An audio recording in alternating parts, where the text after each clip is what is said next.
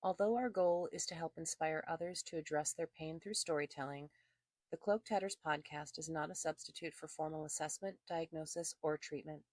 Our content is for informational purposes only and is not considered medical advice. If you need emergency care, please call 911 or the Colorado Crisis Line at 1-844-493-8255 or text TALK to 38255. Call 988 to reach the National Suicide and Crisis Lifeline. Please be safe. You are loved. The Cloak Tatters is likely not safe for work and will feature content for adult ears which may not be suitable for people under the age of 18. References to sex, sexual violence, crimes, addiction, and personal stories of trauma will be discussed and may be upsetting or scary. Use your best judgment when making the choice to listen, and please, take care of yourself. Well, hello, everyone. Welcome to the Cloak Tatters podcast. My name is Sandy. And I'm Candy. And today we are going to do our first ever sort of pseudo movie review on a movie that when we first started getting together back in February and learning about each other and learning about each other's tastes, we talked about this movie, I think either in a parking lot or on the phone. And we both went, oh yeah, that's such a good movie. And we're going to review and give you some commentary about how this movie may intersect with mental health issues, specifically some trauma, madness, insanity. And the movie is called, from 1994, In the Mouth of Madness by John Carpenter. Woohoo! Yeah. One of my favorites. Yes. This was a movie that I remember. It was right before I got married, and I came home from work. I was working at Pizza Hut, and I think I'd worked. We closed at midnight, so I didn't get home until like 1:30 to almost 2 o'clock in the morning. And I rented it from Blockbuster on my way to work that day, knowing that I needed a horror movie. I've been at this a long time, y'all. Like, my release and my after work thing is like, what are you going to do? Watch a horror movie? Because of course you are. So I went to Blockbuster before 4 o'clock, picked up In the Mouth of Madness, couldn't wait to see it, got home at 1:30, was hanging out in my bedroom, cleaning myself off from the pizza stink, and I watched it, mouth agape, my brain on fire, and then immediately rewound it and watched it again right away because Blockbuster. And also, it was insanely, insanely good. And that's one of a handful of movies I've done. I just rewatched it last night with Mike, and it was fun sitting and analyzing it, watching it from that point of view, but also sitting there with somebody who's never seen it before. I don't know if he's seen any John Carpenter film, you know? Yeah. The first time I saw it was with my friend Jen, and I don't even remember where we were, but it had just come out, and I think it was on VHS. Oh my God, it was on VHS. Oh, what are those? I know, right? But I remember the feeling that it left me with. It was just, especially the scene with the kid on the bicycle. Yeah. When they first get into the town. Yeah, that has stuck in my mind. Right. All these years. Yeah. Yeah. So if we're ever driving somewhere together and have the opportunity to be in the country and see what appears to be a young prepubescent boy riding a bike with a blue jean jacket on, we probably shouldn't look in the rearview mirror. Correct. Oh, there have been so many moments where I'm driving at night in where there isn't any kind of ambient light and it's dark behind me. I can't see anything. And all I can think about is that whole scene where they're driving in the car. Yeah. Long lasting. Yes, for sure. Core memory installed. Yep. I love it. Well, so that's what we're going to be talking about today. So we hope you'll join us. We'll go for about 45 minutes today because I don't think you want to stick around for an hour or more of a movie review. But we often have some really fun and engaging things to say. So stick around for this. It's our first one. We'll see how this goes. So Candy, you want to get us started with some of the things that are for you like pivotal or stick out in this movie? So watching it this time, and I was fascinated watching through this lens. I wanted to make note of when he started losing his sanity, shall we say. Right. And I'm like, okay, what are some things that are happening?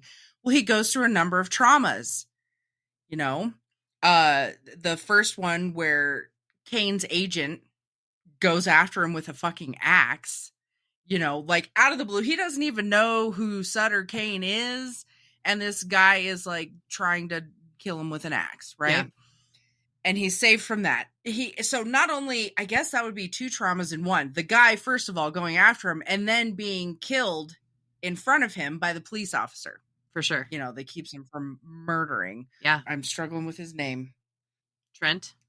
John Trent. Yes. Thank you. Yeah, that's right. Played by the ever amazing Sam Neill. So don't even get us started on that. We could do episodes of like weeks long. We on Sam could Neill.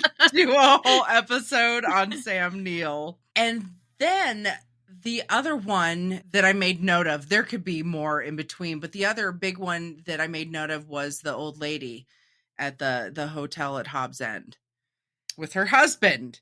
That whole thing, that seeing her chopping up her husband. Yeah. And all the monsters.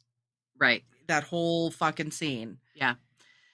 I think that we want to just say right up front, if you've made it this far, there will be spoilers. So sorry if we ruin it for you, but we have to talk about it. We're chomping at the bit too. Oh, so gosh. Yeah, meant to add that at the beginning. Oh, we did it. It's fine. So the spoilers start exactly now. So those scenes that you're talking about, the hotel clerk and clearly one of the owners, it feels like they own that place. Like it's this little tiny, like, kind of quaint but horrifying place to stay. And she's got her husband bound, stripped down to, I think, his underwear, and he's got his mouth taped shut, I think, and he's underneath the cabinet. No, maybe the mouth's not taped shut. I'm pretty sure he's completely naked, and I don't believe that he was gagged. Okay. I don't remember him being gagged. Because he's mumbling, and they hear something, and they're like, what's going on? She's like, oh, nothing. Yeah, and just sort of like nothing to see here. Yeah, just move on with your life. And meanwhile, she's like kicking her husband underneath. And then the next thing you know, well, he's not a main character who sticks around for very long. Right. So after that, when he leaves the fucking hotel, he's like, I have had it. Y'all are fucking crazy. He goes to the bar in town, right? Or this little tavern, pub, whatever. And the dad from the church confrontation is sitting in there. Yeah. Or he comes in and joins them. Yeah, that's right. So Trent is sitting and having a drink. The guy walks in with his shotgun. Is that right? I hope I'm not mixing up my scenes. Anyway, they're having a conversation. And Trent is like, well, you guys sure know how to put on a good show, kind of thing. All the actors. He's still not thinking that what is going on is real. Right. He thinks it's all staged as part of this like publicity hoax, right? Until the guy blows his fucking head off in front of him. Right. And then we get to see Trent starting to question what is reality versus what isn't. And it leads us into what you had mentioned about, it ties into when insanity takes over. Yes. For one, in the macro. Yeah. Yes. It would be, he's in the micro and it's happening to him, but what happened in the macro is making what's happening in him happen. Mm-hmm. Making him fucking crazy.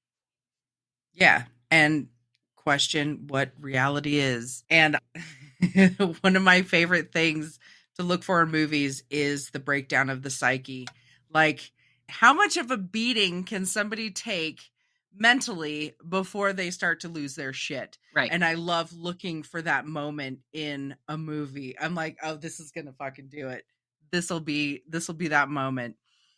And so it was really cool looking at it from that point of view. Yeah, I too am very motivated by movies and very excited by movies that include what happens to people. I mean, that's one of the whole reasons I became a therapist, right? Is to like, how do people do the things that they do, and then how what they do affects the person they're doing it to. Because I guess I'm a person that has had that stuff done to them of like, oh, well, why am I like, we made the stickers, trauma makes me weird. Like, well, what's the motivation for these people to be doing the things that they're doing? And then how does that ultimately impact and change and maybe toxify the person it's being done to. And this Right. film has this very sort of blase, like, oh, well, welcome to the mind fuck. Okay, we have this guy who is being brought into the asylum, and the people who are running the asylum don't seem like they should be in charge, because we find out later they should not be. But even from the Right. very beginning, you walk into that insane asylum and you're like, oh, that doc is not right. Like, Something's not yeah, right. something's not right here. And then they play the Carpenter song, which is sort of funny because John Carpenter, and then we play the Carpenter song. Is that a Right. ploy? But it is this idea that, like, we've already got this song that all the inmates are singing it, and like they're together, and they're together in their madness. And Trent comes in and he's like, this is all crazy. Like, what's going oh no, not this too. So it really just starts off with this bang of like, okay, we're going to test you as the audience. Is this reality, or is the thing we're going to show you next the reality? It's up to you to figure it out. Right. And I I love think, the song in and of itself. Is the line is, we've only just begun. yeah, right, right. Right. Which I think that it's sort of like, I don't know, it reminds me a little bit of like, oh, well, you see a nice suburban family and everything is like white picket fence and da da da da da.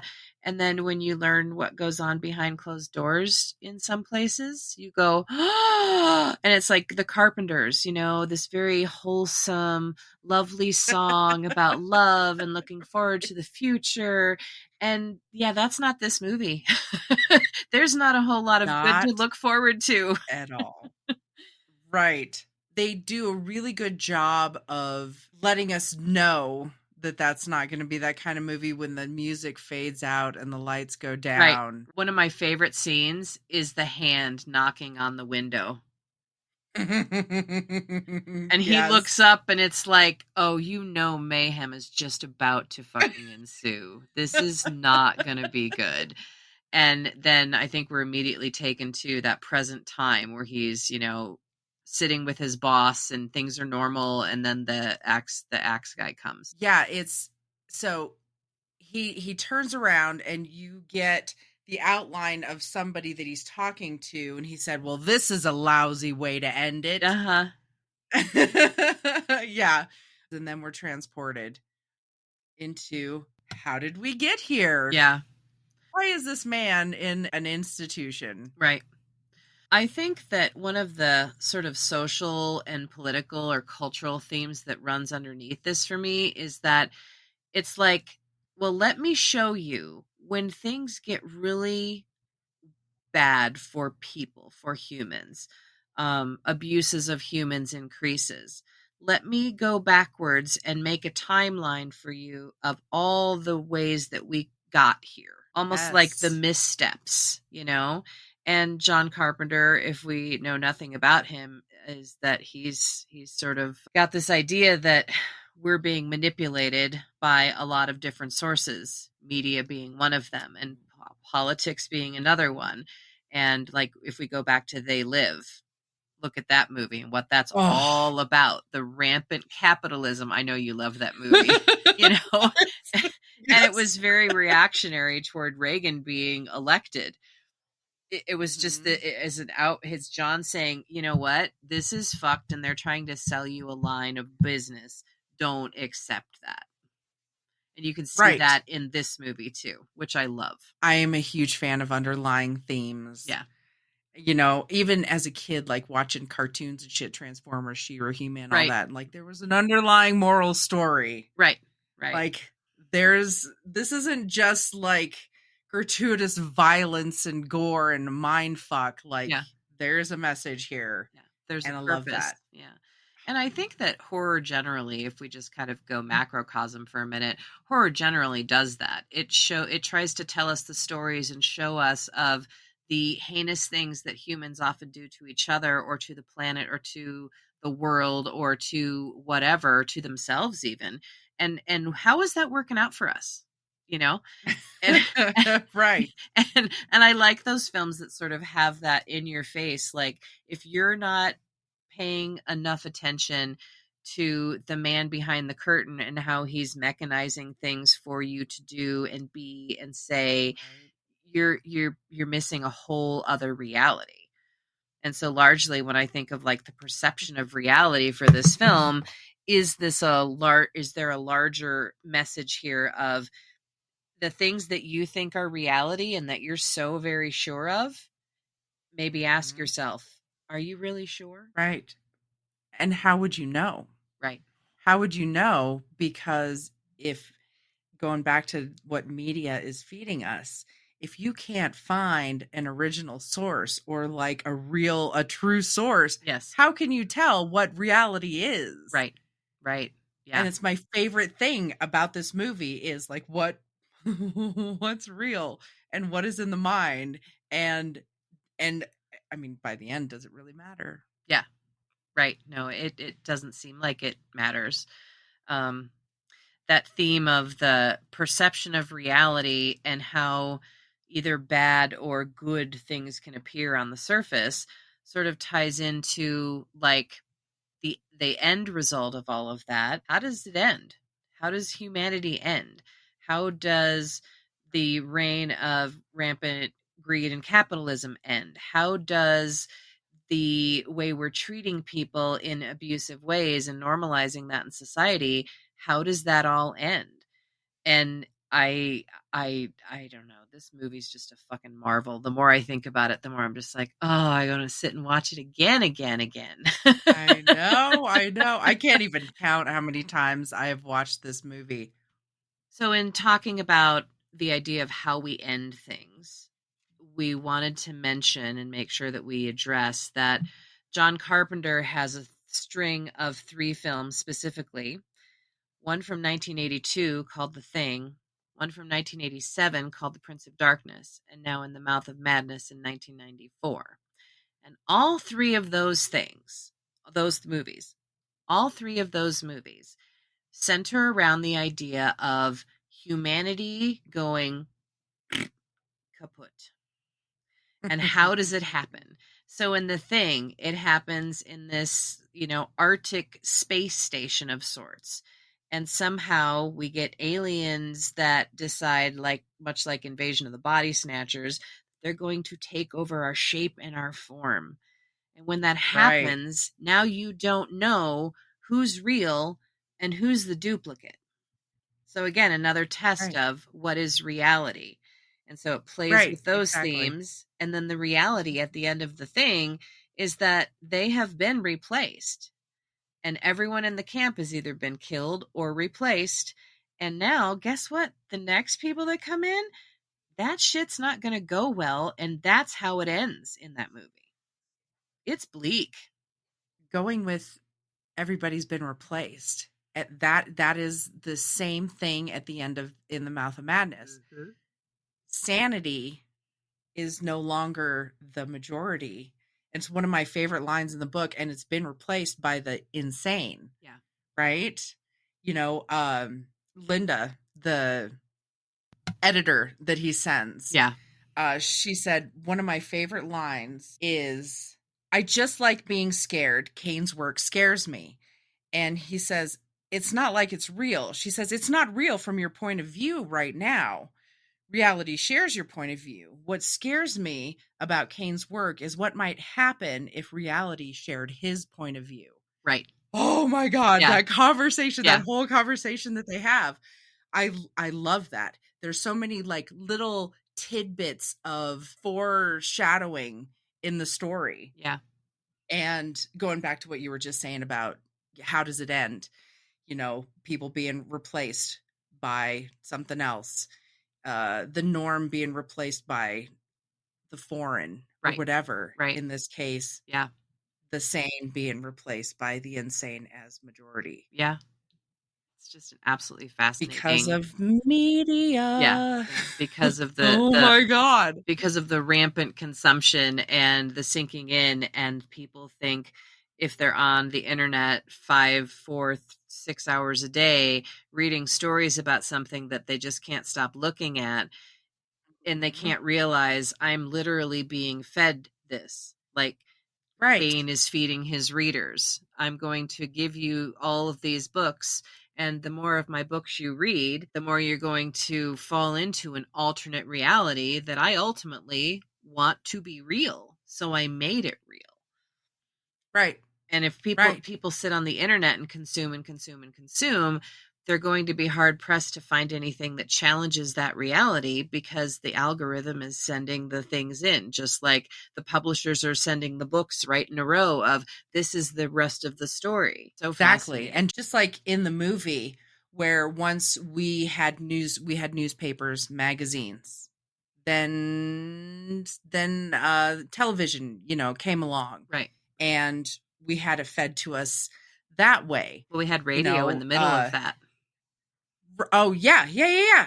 It was this progression, and in the movie, Trent, when he gets back and he's talking to the publisher, he's like, well, we need to stop production of this. Like, well, this can't go on. He's like, oh, it's already happened. Mm-hmm. He's like, well, we have to stop printing of it. And he's like, well, that's not going to be a thing. Mm-hmm. And he mentioned something about, like, maybe there was hope because not everybody's going to be reading it. And the publisher's like, well, the movie's coming out Mm-hmm. next month or something. So even if somebody isn't a reader, they're still going to get the shit, That's right. you That's right. know? And it reminds me of how our progression from tangible media like the newspapers and whatnot, to radio, to television, now to social media, where it is just an onslaught. And how do we filter out the real from the Right. false? Right. For sure. Oh, What I have this image in my head right now of my dad telling me a story that when he first listened to when he first was exposed to War of the Worlds, it was on a radio program, and it yep. scared the hell out of him. And John Carpenter is about the same age my dad would be if he were still alive. And I wonder if for him, that awe and shock of the stories that he heard, like, sort of resonated in his brain as a young person, and led him to like think about, like, well, War of the Worlds. I mean, literally, what does that title sound like? It's a war Right. between worlds, likely two, perhaps more, and they're somebody's gonna fucking lose. And like, if you think about a kid listening to those stories, you can kind of see that show up, that sort of childlike wonder at the fear of the things that are right here. And I think his movies often transmit that message of like, I want you to be shocked, and I want you to check yourself, and you just never know. So stay on your Right. toes. Question your reality. Mm-hmm. Because that War of the Worlds, when that came out, people were killing themselves. They thought it was real because they didn't have the normal introduction that this is your, reading hour. I don't remember what it was called. It didn't have that normal one. It just went into a fake broadcast. That's right. That's right. And so people thought it was real. Yeah. And responded accordingly. Right. And it gives me chills thinking about it. I can't even imagine. But we have that all the time now. Yeah. Right. That is our reality. Right. Something. Oh man, this is kind of a mind fuck. Actually, the more we talk about it and connecting it with culture nowadays, and especially social media with algorithms and all this kind of bullshit. Well, and I think part of Carpenter's, if I had to be in his head, I can imagine he might agree with me if I said the following: that somehow the stories that he tells, that may or may not have their roots and origins in the fantastical parts of his childhood mind, because we always bring those things with us, right? We've got core memories installed as children, and some of those memories are of being deeply afraid of something, or being terribly happy and excited about something, or seeing something brand new that like nobody ever saw before. Like a laser disc. What is a laser disc? Like who, like that kind of like awe and wonder. And so we take that back. That's not just now. That's not just 20 years ago. It's not just from the 1950s. He's telling stories that you could easily place that in any eon of human life. It's just the same. It's the same fucking story over and over and over again. But it's different characters and more progress and more technology and more awareness of the human psyche and just that constant knowledge. And I think some of the information that I have gotten from many of his films, sometimes we're going to be overloaded with information that's simply not good for us, and asking the Right. questions, just because we can, does that mean we should? I love that. Just because we can, does that mean we should? It's what's that freaking doctor in Jurassic Park? Oh yeah, Right? Attenborough's character, Um, Jeff Goldblum. Jeff Goldblum. Yeah. Yeah, yeah, yeah, Yeah. yeah. You're right, because it's Oh, not him. It's the scientist who comes in. Yeah, and I can't remember what he says specifically, but it's something akin to that. yep. Yeah, like maybe this wasn't such a good fucking idea, you guys. Like we're gonna get I eaten, know. perhaps. I don't know. You know. We were so obsessed with the idea or of what we could do, nobody stopped to question whether or not we should do it. Something like that. Right. And I think that we kind of missed following up on that other film, but the trilogy of The Perception of Reality and How Things End, the other one is from 1987, The Prince of Darkness. We need to talk about Right. that for like 4 minutes, because it, again, Do it. same sort of themes, but it's this alternate, it's in direct contrast to the Bible and God, and it's a different God and a different book. And we're going to force this upon you, regardless of whether or not you believe in it. And you're going to get injected with or thrown up on by the green goo that's in the basement, that's growing and has a soul and is Right. growing in power. And then at the end of the movie, again, so fucking bleak. Everyone in the house where they've gone to investigate this thing has been either killed or turned. Same thing in the thing, and same thing in this one, which I think you wanted to get to, how that manifests in the Mouth of Madness. But that idea that we are all being replaced by this infectious fucking thing. And if you're lucky, that won't happen to you. So, like a dire warning of like too much information and too much Right. curiosity that literally then kills the entire human race. Mm-hmm. Oh. Bleak as fuck. It is bleak, but it makes a really good point. And it's almost like he's trying to drill it into our heads. Like, hey, you touch the hot stove, you're going to get burned, Right. you know? And yet, us as a human race, we're like, yeah, I know, but look at how cool that is. Like, that fire's awesome. I want to touch it, Yeah, for sure. you know? For sure. Like, well, that's a blue flame. Maybe that'll be different.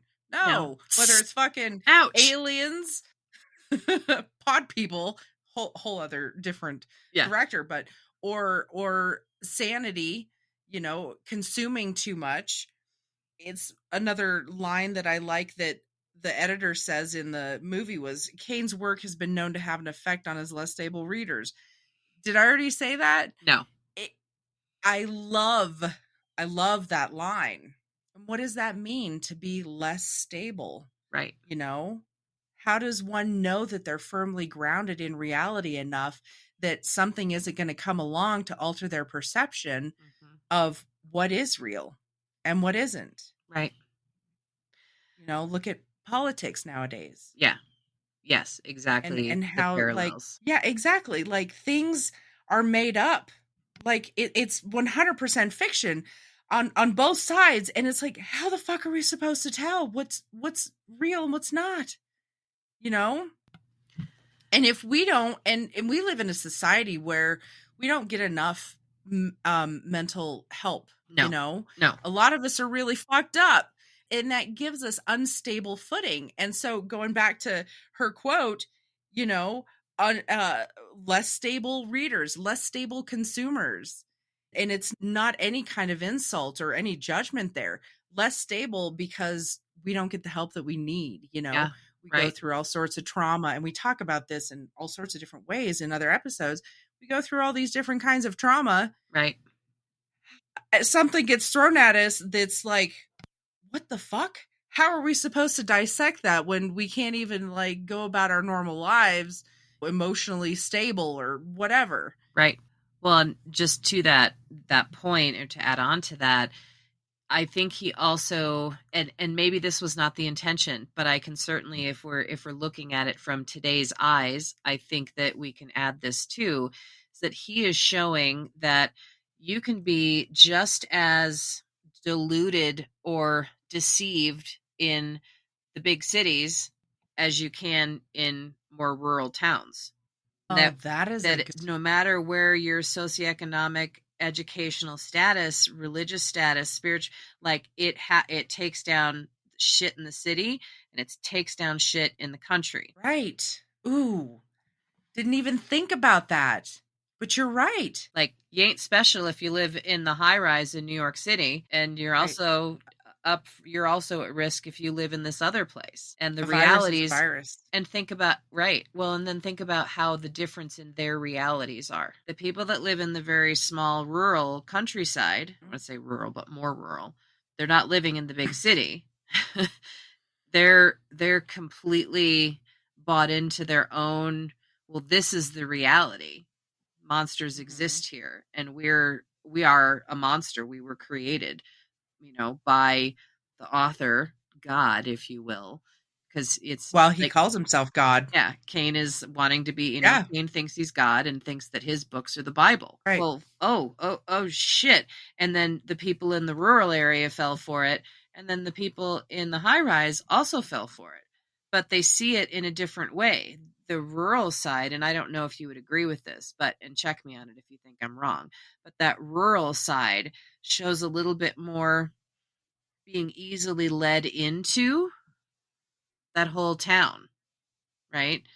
Because they're Mhm. part of the story and they're literally living Right. the story. So they're Yes. like a part of it, and they're okay to a degree being a part of it, even though there's like reticence. Like, I think of the dad who Yes. shot himself. Well, I thought everything was Yeah. okay. And then my kid, ate his mom or his sister or whatever he does, and or attacks him. And oh my God. Mayhem ensues, and that's why he kills himself, because he's like, I just that all this traumatic shit is happening. This reality is no good. So go back to God, and maybe he gets recycled by Cain, and he can write another story after that. I don't know what happens, Right. but Right. they see that, and then it's like the capitalistic side of it, the New York stuff and the city stuff at the publisher is almost like, well, we know this is happening, but it makes us money, so we don't care, so we'll do it anyway. We'll still put the books out. It's fine. I would say that they don't even know that it's a reality, and it doesn't matter that the rural people, the people in Hobbs End, are an actual part of it. They're living it, and in order to get it to the city folk, they have to turn it into a work of fiction. It has to be written out for them so that they can get infected with the same, I don't know, I use the word virus, Yeah. as the insanity Well, the reason I as say the that rest. the reason I said that they know about it is that they know that but their reality of what's happening is different.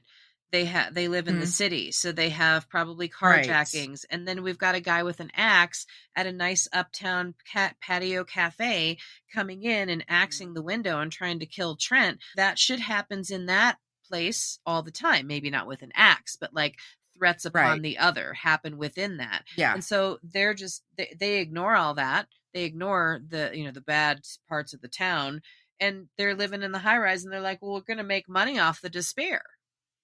Okay. So that's what I I meant. smell what you're cooking. Yeah. Got it. Yep. I would definitely agree with that. This whole, like, what is real and what isn't, you can just look at each one of the characters and go, they're all individually living in their own reality. Right. It's a shit show. I love it. It's so good. It is. It is. And I loved, like, just from our last episode we were talking about fear, so, and I just got done editing that episode, so it was in my mind a lot. And just from a horror movie standpoint, there were so many things. I had like a list here, and I just want to mention these because I think it's fucking brilliant how many horror aspects there were to get under the viewer's skin to Yeah. bring us into that that feeling afraid or being afraid of what is going on. Well, first of all, you've got the church. There's a line in there that says religion seeks discipline through fear. So there's a anything religious for me, like horror movie wise. Oh my god, Tip top. religion and aliens. Yep. I am like, "Ugh." Yeah. There's insanity, of course. Mm-hmm. There's darkness, fear of the unknown, Yep. an apocalyptic event. Right. The whole fucking world going insane and killing each other. Oh, and mutating. Yes. Yes. Mutating. Right. Like in The Thing. Mm-hmm. Turning into this other, oh god, tentacles and shit, Yeah. Right. Evil, non-consent, Yes. Yes. Unable to rationalize what's going on. Mm-hmm. Lack of understanding. The old door, the portal to another universe, the old ones, if you will. Yeah. And we can't end this podcast without mentioning that this had a lot of elements from H.P. Lovecraft. Yes. Oh god. In it. Yeah. And so he mentions the old ones. I'm all, yeah. Right. Right. Bring on Cthulhu, right? Right. And then there's the good old fashioned jump scares. Mm-hmm. There's a line in there where I think, who mentions it? I don't even remember. Horrible, slimy things, inescapability, and who says this? I think it's Kane that says every species can smell its own extinction. I think he said that too. Yes. Yeah. And he said that. I'm all, oh. And so what are we going to do? We're going to go fucking crazy. Yeah. What is the effect called when something is close to extinction? And so it's like in addiction. You want to quit smoking, so right up to that point where you're going to quit smoking, you're smoking like a ton. Yeah. Right. So that things are going to get really, really bad. So it's just barrel into it. Yeah. When you were talking just now, I was thinking to ask you if you could speak to a little bit of how the people who are in Hobbs End, what do they turn into? Because we talked about how the comparison of like The Thing, it's people, and then the alien transforms them and they get duplicated. Mm-hmm. And then in the Prince of Darkness, the people who are, God-fearing science people, their worldview is Bible and God. And then it's new Bible and new God, which Prince of Darkness is born and takes over everything, and sort of that's becomes like how everyone will be now. So in your mind, what happens to the people in the Mouth of Madness who are turned into monsters? Well, they not only start to like deform physically, but mentally they become like these ravenous, murderous people. Like but they know that they're being written. It's like, it's weird. They know what's happening to them, and they are powerless to do anything about it. And it's like, I would say that lends to them becoming these mad, like almost rabid kind of people, just violent. Well, just to jump in here, it makes me think about when people, like, I'm conceptualizing this from like the now, and maybe not Carpenter's intent. I don't know. I haven't thoroughly researched it enough to know that he's either said something like this or not.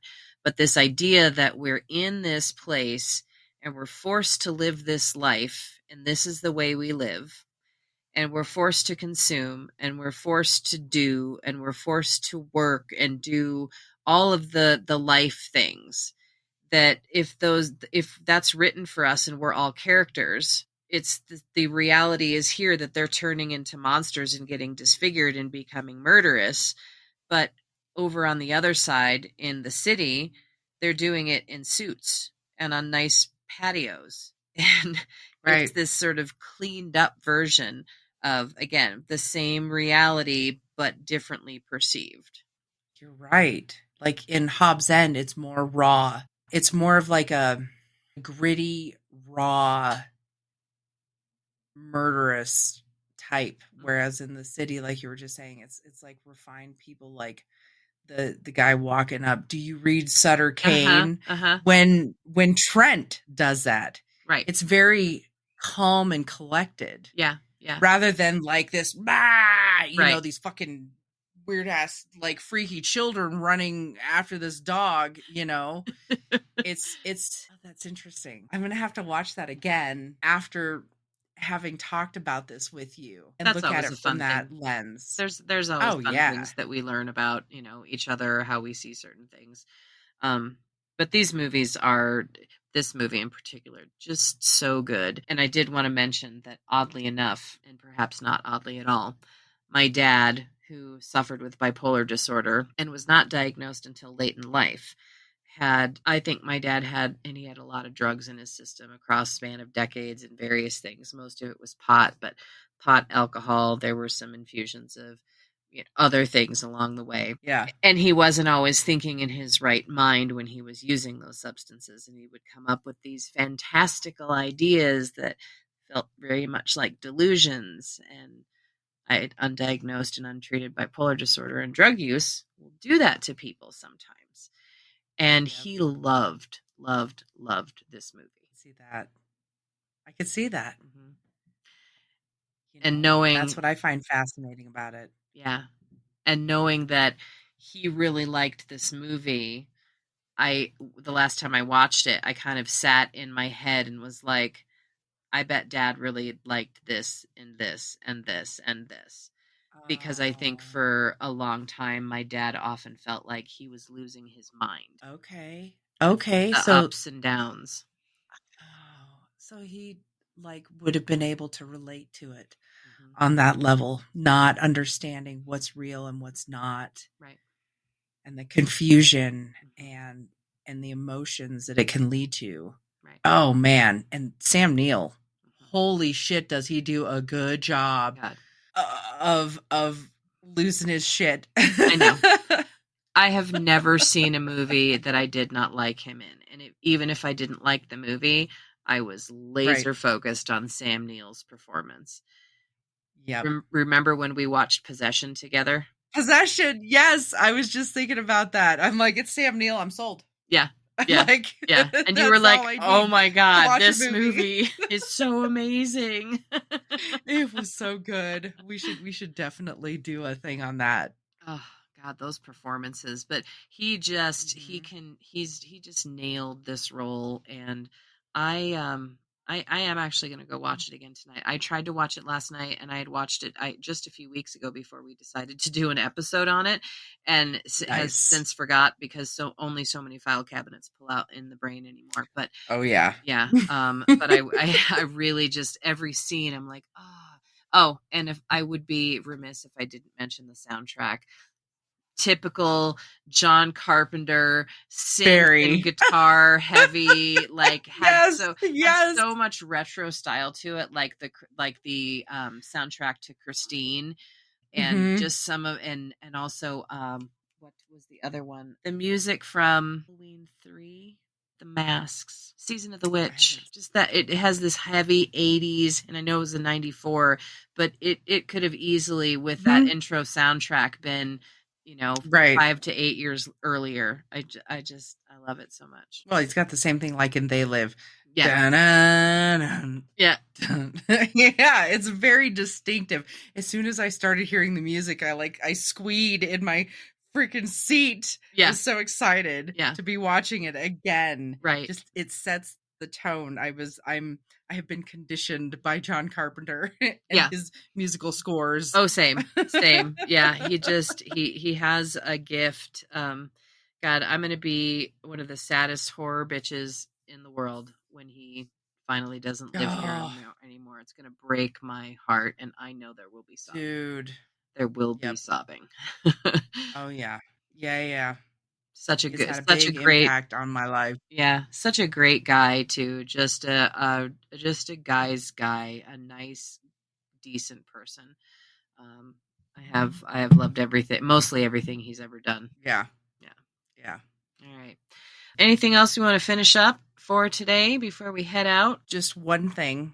Yes. It's another line from the movie that I want to end with is when Sam Neill's character, Trent, says, anybody's capable of anything. I love that Yeah. because there's so many things that go into that and our perception. I see that in some societal changes we've been experiencing with the advent of, fake news and manufactured propaganda. Right. That people who you would never think would be, either hateful or bigoted or racist or homophobic or transphobic, like people that you just would think would be kind to all people and live and let live. All of a Yep. sudden, when you were talking about like the rabid frothing, so that's what comes to mind for me is people who are trying to exert power and control and agency over everyone else's life and Right. force that upon people, and you just like, how did you get from being this type of person to somebody who would do all of the, like, take actionable offenses against other humans? And we have a Mhm. lot of stuff that is circling in, the internet, because anybody with a computer or a phone can get on the internet and write whatever the fuck they want, regardless of Right. whether it's wrong or toxic or inaccurate or unhealthy or unhelpful. And then we make money off of that. And it's like that exact theme is sort of played in this movie too. Yes, So it is. the people that we didn't think would be capable of great harm, sometimes they surprise us. Yes, they do. Especially with the breakdown of the psyche. That's right. That's right. And driven by, fear and malice and upsetness and grievance and unhealed wounds in a general way. Yeah. So, all right. Well, we're kind of ending on like a Debbie Downer note. I hope this was fun before we got here. I love it. It had to be said. Right. It did. I agree. This has been fun. Yeah. I have loved talking about this. And this is one of my favorite movies of all time. Me too. Me too. Well, we're creeping up on Halloween, so we're going to be doing a few more of these because A, they're fun for us, and hopefully they'll be fun for you too. And maybe you'll get exposed to some films that you haven't seen, and you can send us some messages about what you think about them too. Thank you for joining us today. Thank you so much, you guys. Peace out.